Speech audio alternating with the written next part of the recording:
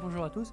Donc Thierry Javelot, donc je suis effectivement médecin psychiatre à la clinique Le Gouze, dont Odile Agoplan qui nous a rejoint il y a un moment vous a présenté le projet l'année dernière et qui a donc ouvert ses portes au mois d'octobre et reçu ses premiers patients. Donc l'association a réalisé un petit film de présentation que nous allons visionner.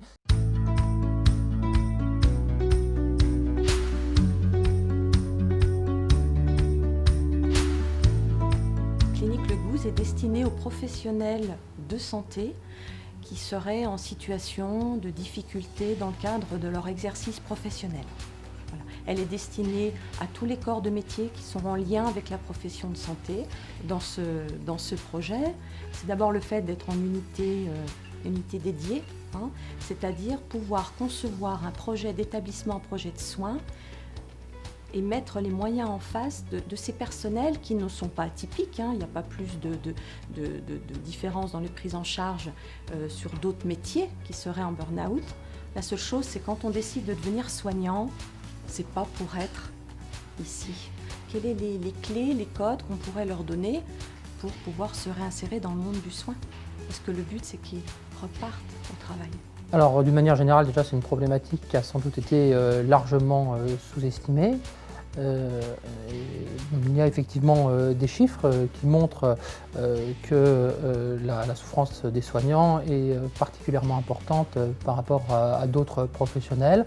L'étude CESMAT, souffrance et satisfaction des médecins au travail, retrouvait un taux de burn-out de 42% chez les médecins, avec parfois plus de 50% dans certaines populations, comme les médecins urgentistes.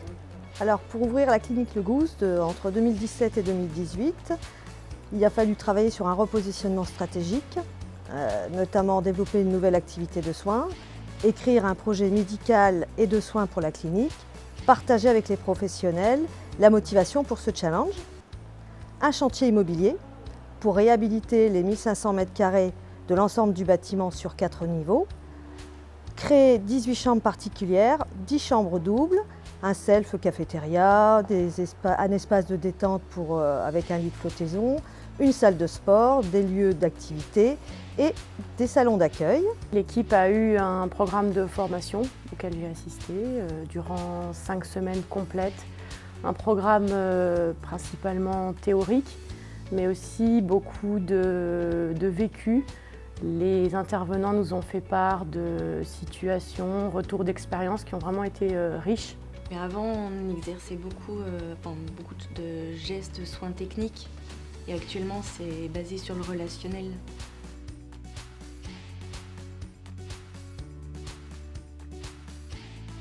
Donc si on devait résumer en 3 mots, je dirais que c'est une logique de solidarité, de réseau et de qualité appliquée aux soignants. Moi, je dirais que c'est un établissement qui est à bonne échelle. L'empathie, le projet médical et l'équipe. Et j'aimerais vraiment que la clinique soit partie d'un réseau de soins national. La clinique Le Gouze maintenant appartient au groupe Ramsay Général de Santé et à ce titre fait partie des 120 établissements du groupe. Et plus particulièrement, elle est intégrée à la branche santé mentale. La branche santé mentale, aujourd'hui, ce sont 30 établissements dédiés à la prise en charge des patients psychiatriques et aussi des patients en addictologie. L'intégration de la clinique Le Gouze va lui permettre de bénéficier du comité médical de santé mentale, des projets de santé mentale et aussi, elle, de son côté, d'apporter aux autres établissements tout son savoir-faire sur la prise en charge des professionnels. C'est une première en France que d'avoir un établissement entièrement dédié à la prise en charge des professionnels de santé. Et donc nous allons le faire savoir, le faire reconnaître, pour que les professionnels aient un nouveau lieu d'accueil et qui répondent à leurs préoccupations. Donc tous les professionnels du groupe qui souhaitent se former à une nouvelle prise en charge ou apprendre ou simplement sont intéressés par une prise en charge spécifique sont les bienvenus. Concernant des professionnels hors groupe qui auraient aussi envie de venir, ils sont les bienvenus et on a toujours fonctionné comme ça et c'est avec beaucoup de plaisir qu'on partagera nos savoir-faire et nos compétences. Merci pour les acteurs. Donc vous connaissez le site et les acteurs. Je vais vous dire un mot maintenant de ce que nous avons effectivement commencé à faire. Comme je vous le disais, nous avons ouvert une première unité de 19 lits. avec nécessairement dans cette période de montée en charge une réponse qui est très rapide aux dossiers qui nous sont adressés. Et donc, nous répondons véritablement au plus près de ce qu'est la gestion de la crise, de la nécessité d'une mise au repos, d'une mise à distance. Je vous laisse découvrir par le biais du slide ce qu'on fait concrètement avec nos patients. C'est évidemment d'abord de la psychiatrie générale ajustée aux spécificités des professionnels en santé. J'insisterai aussi sur un point, peut-être pas notifié sur la diapositive, c'est que nous prenons en compte évidemment la demande. La demande qui est souvent, alors certes une hospitalisation rapide, mais on l'a déjà dit aussi, un séjour assez court. C'est ce qui nous est demandé, c'est ce qui était relayé par les professionnels de terrain jusqu'aux instances. Je crois que le Conseil de l'Ordre avait noté qu'en moyenne, un médecin demandait à être soigné en 3 semaines. Bon. Donc nous répondons à cette demande-là et la structure, cette première unité, s'y prête particulièrement. Dans notre étude qu'on avait lancée, ils avaient répondu que les libéraux acceptaient d'être hospitalisés 22 jours et les salariés 23. Oui, donc voilà. Donc je suis un petit peu pessimiste, effectivement. Mais enfin, voilà, c'est ça. C'était une étude, c'était une enquête qu'on avait demandé aux gens si vous acceptiez d'être hospitalisé, combien de temps. Et ils nous avaient donné ce temps-là. Donc nous, on avait cahier des charges. Sur ce temps-là, qui correspond 3 semaines, ça fait les vacances. Hein. Je me fais hospitaliser pendant mes vacances pour pouvoir retourner prendre mon cabinet. Oui, j'ai même plus. Exactement. Donc nous essayons de répondre, enfin comme tous, je crois, au plus près de cette demande-là. Et en même temps, effectivement, nous sommes un peu tiraillés, comme tous pouvons l'être, dans notre exercice professionnel, entre ce que nous souhaiterions faire dans l'idéal et ce que nos patients, et là qui plus est des patients soignants, nous permettent de faire. Et donc, dans l'attente justement de l'ouverture de notre seconde unité, on peut peut-être passer du coup la seconde diapositive, dans l'attente justement de l'ouverture de cette seconde unité, qui sera d'une capacité équivalente, nous réfléchissons à ce que pourrait être un ajustement. Ajustement au premier constat et en même temps ajustement aux recommandations. Je voulais profiter effectivement du coup de cette présentation et dans l'attente à nouveau de l'ouverture de cette seconde unité pour ouvrir un peu un débat. On ouvre le débat avant d'ouvrir l'unité. Voilà. Et j'ai pris l'exemple, des thérapies qui sont proposées par le rapport de la Haute Autorité de Santé dans le burn-out. Pas simplement le burn-out des soignants, mais de fait, les études qui sont utilisées par la HAS concernent souvent les soignants. Ils auraient bien pu intituler burn-out des soignants, ça n'aurait pas changé grand-chose, parce qu'effectivement, la plupart des analyses concernent les soignants.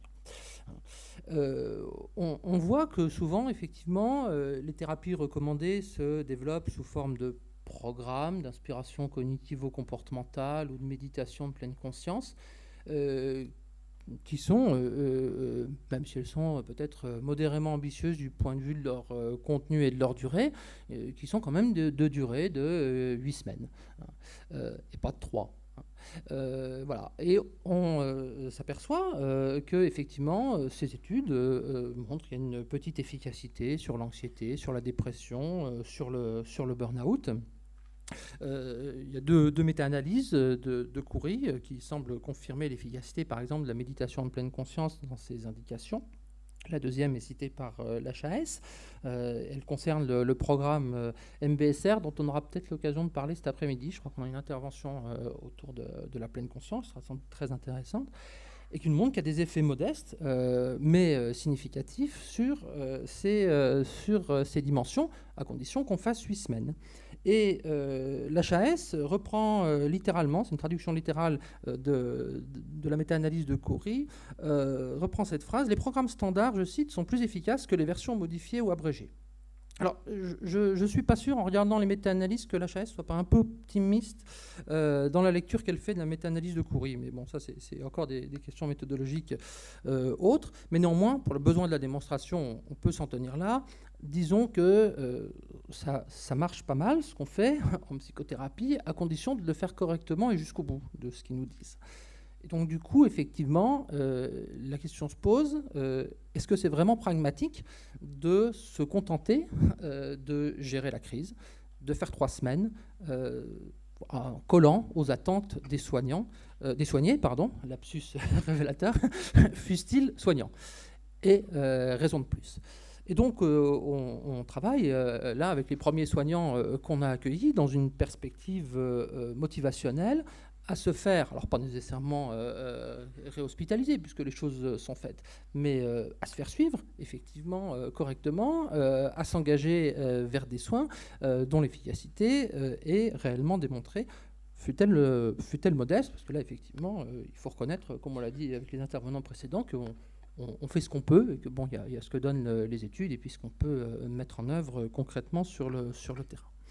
Bref, le rôle qu'on pourrait donc attribuer à cette seconde unité et ou à notre hôpital de jour aussi, qui devrait ouvrir courant 2019, serait aussi d'explorer la possibilité de mettre en œuvre, sur des durées de prise en charge un petit peu plus longues, des approches psychothérapiques structurées, telles qu'elles nous sont aimablement recommandées, mais qui ne sont pas nécessairement faciles à mettre en œuvre concrètement. Voilà nos pistes de réflexion.